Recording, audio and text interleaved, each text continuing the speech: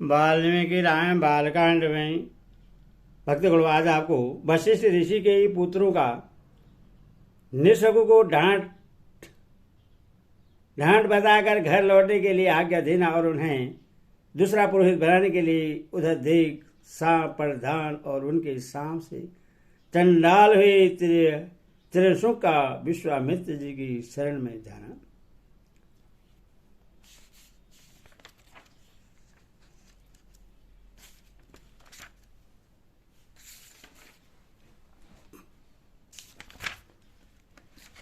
कथा सुनिए। रघुनंदन राजा त्रिशंकु का यह वचन सुनकर वशिष्ठ मुनि के वे सपुत्र कुपित हो उनसे इस प्रकार बोले, दुर्बुद्धे, तुम्हारे सत्यवादी गुरु ने जब तुम्हें मना कर दिया है तब तुमने उनका उल्लंघन करके दूसरी शाखा का आश्रय कैसे लिया? समस्त स्वाकुवंशी क्षेत्रियों के लिए पुरोहित वशिष्ठ जी ही परम गति हैं। उन सत्यवादी महात्मा की बात को कोई अन्यथा नहीं कह सकता। जिस यज्ञ कर्म को उन भगवान वशिष्ठ मुनि ने असंभव बताया है उससे हम लोग कैसे कर सकते हैं? नरश्रेष्ठ, तुम अभी नादान हो, अपने नगर को लौट जाओ। पृथ्वीनाथ भगवान वशिष्ठ तीनों लोगों का यज्ञ कराने में समर्थ हैं, हम लोग उनका अपमान कैसे कर सकेंगे? गुरुपुत्रों का यह क्रोधयुक्त वचन सुनकर राजा त्रिशंकु ने पुनः उनसे इस प्रकार कहा, तपोधनो, भगवान वशिष्ठ ने तो मुझे ठुकरा ही दिया था। आप गुरुपुत्रगण भी मेरी प्रार्थना नहीं स्वीकार कर रहे हैं, अथवा आपका कल्याण हो। अब मैं दूसरे किसी की शरण में जाऊंगा। त्रिशंकु का यह घोर अभिसंधिपूर्ण वचन सुनकर महर्षि के पुत्रों ने अत्यंत कुपित हो उन्हें सांप दे दिया। अरे जा, तू चंडाल हो जाएगा। ऐसा कहकर वे महात्मा अपने अपने आश्रम में प्रविष्ट हो गए। तदनंतर रात व्यतीत होते ही राजा त्रिशंकु चंडाल हो गए।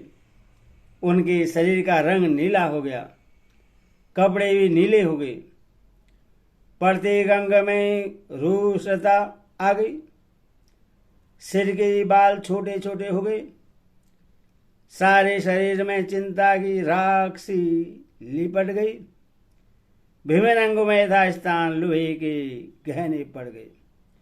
श्री राम अपने राजा को चंडाल के रूप में देखकर सब मंत्री और पूर्ववासी जो उनके साथ आए थे उन्हें छोड़कर भाग गए।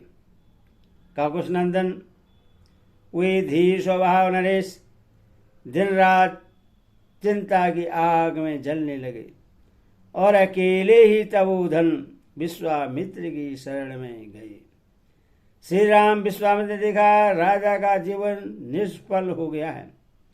उन्हें चंडाल के रूप में देकर उन महातेजस्वी परम धर्मात्मा मुनि के हृदय में करुणा भराई। वे दया से द्रवित होकर भयंकर दिखाई देने वाले राजा त्रिशंकु से इस प्रकार बोले, महाबली राजकुमार, तुम्हारा भला हो। यहाँ किस काम से तुम्हारा आना हुआ? वीर अयोध्यानेश, जान पड़ता तुम सांप से चंडाल भाव को प्राप्त हुए हो।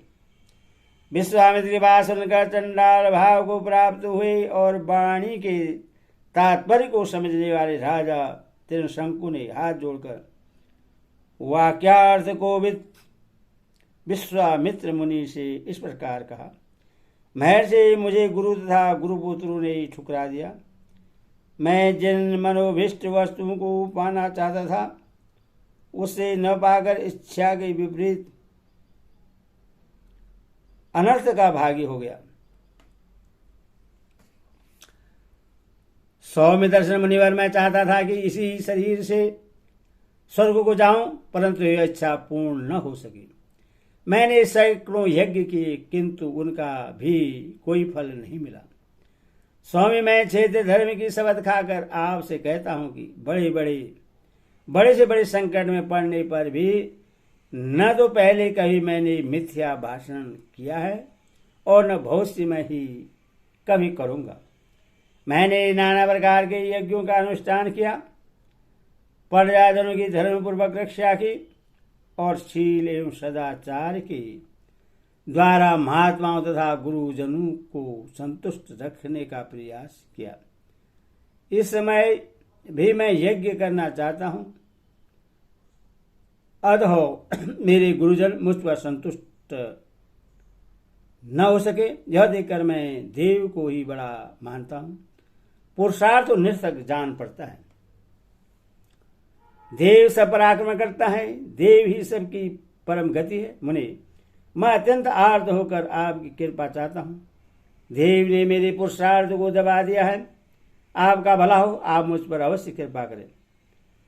अब मैं आपके सिवा दूसरे किसी की शरण में नहीं जाऊंगा। दूसरा कोई मुझे शरण देने वाला है भी नहीं है।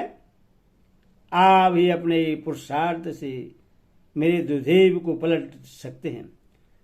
इस प्रकार बाल में निमित्त अष्टादश आदि काव्य बालकांड में 18वां सर्ग पूरा हुआ। अब अगला विश्वामित्र का त्रिशंकु को आश्वासन देकर उनका यज्ञ कराने के लिए ऋषि मुनियों को आमंत्रित करना और उनकी बात न मानने वाले महोदय तथा ऋषि पुत्रों को सांप देकर नष्ट करना। सतानंद जी कहते हैं, श्री राम साक्षात चंडाल के स्वरूप को प्राप्त हुए राजा त्रिशंकु के पूर्वोक्त वचन को सुनकर कुशिक नंदन विश्वामित्र ने दया से द्रवित होकर उन्हें उनसे मधुर वाणी में कहा, वत्स, इक्ष्वाकु कुल नंदन, तुम्हारा स्वागत है। मैं जानता हूं बड़े धर्मात्मा हो। निर्भर डरो मत, मैं तुम्हें शरण दूंगा। राजन, तुम्हारा यज्ञ में सहायता करने वाली समस्त पुण्य कर्म महर्षियों को मैं आमंत्रित करता हूं, फिर तुम आनंदपूर्वक यज्ञ करना। गुरु के साम से तुम्हें जो यह नवीन रूप प्राप्त हुआ है, इसके साथ ही तुम सदेह स्वर्गलोक को जाओगे। नरेश्वर, तुम जो शरणागत वत्सल विश्वामित्र की शरण में आ गए, इससे मैं अब यह समझता हूं कि स्वर्गलोक तुम्हारे हाथ में आ गया है। ऐसा कहकर महातेजस्वी विश्वामित्र ने अपने परम धर्मपरायण महाज्ञानी पुत्रों को यज्ञ की सामग्री जुटाने की आज्ञा दी। तत्पश्चात समस्त स्त्रियों को बुलाकर उनसे यह बात कही, तुम लोग मेरी आज्ञा से अनेक विषयों की ज्ञाता समस्त ऋषि मुनियों को, जिनमें वशिष्ठ के पुत्र भी सम्मिलित हैं, उनके शिष्यों सुहृदयों तथा हृदयजनों सहित बुला लाओ, जिससे मेरा संदेश देकर बुलाया गया हो वह अथवा दूसरा कोई यदि यज्ञ के विषय में कोई अवहेलनापूर्ण बात कहे तो तुम लोग वह सब पूरा मुझसे आकर कहना। उनकी आज्ञा मानकर सभी शिष्य चारों दिशाओं में चले गए। फिर तो सभी देशों में ब्रह्मवादी मुनि आने लगे। विश्वामित्र के वे शिष्य उन प्रज्वलित तेज वाले महर्षि के पास सबसे पहले लौट आए और समस्त ब्रह्मवादियों ने जो बात कही थी उन्हें सबने विश्वामित्र से कहा सुनाया। वे बोले, गुरुदेव, आपका आदेश या संदेश सुनकर प्राय संपूर्ण देशों में रहने वाले सभी ब्राह्मण आ रहे हैं। केवल महोदय नामक ऋषि और वशिष्ठ पुत्र को छोड़कर सभी महर्षि यहाँ आने के लिए प्रस्थान कर चुके हैं।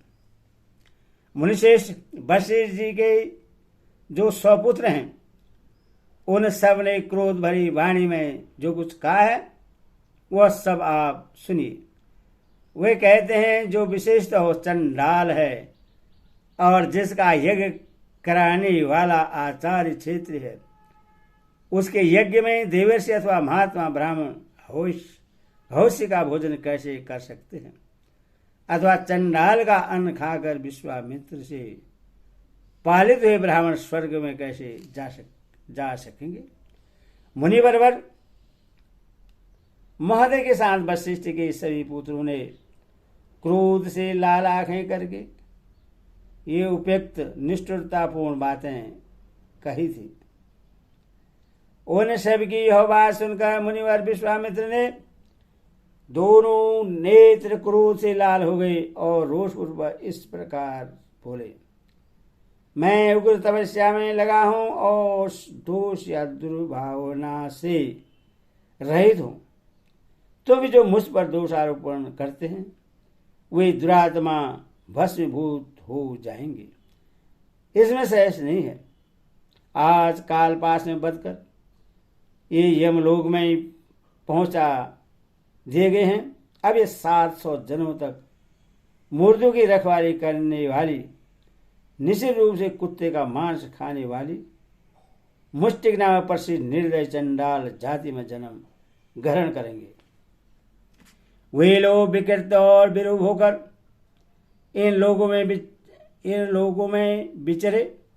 साथ ही दुर्बुद्धि महोदय भी, जिसने मुझ दोषहीन को भी दूषित किया है, मेरे क्रोध से दीर्घ काल तक सब लोगों में निदित दूसरे प्राणियों की हिंसा में तत्पर और दया शून्य निषाद योनि को प्राप्त करके दुर्गति भोगेगा।